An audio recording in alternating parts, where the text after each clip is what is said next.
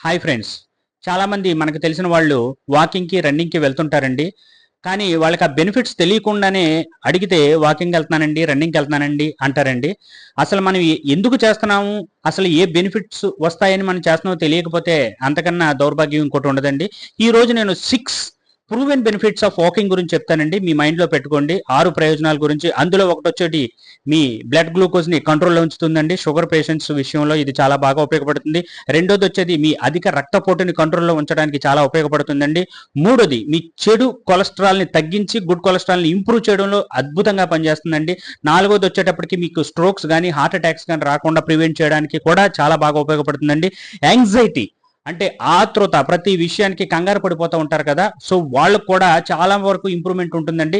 6 very very important అండి. COPD patients, chronic obstruct pulmonary disease patients అండి. వీళ్ళు ధూమపానం, అలాగే మద్యపానం, అలాగే పొల్యూషన్‌కి ఎఫెక్ట్ అయిన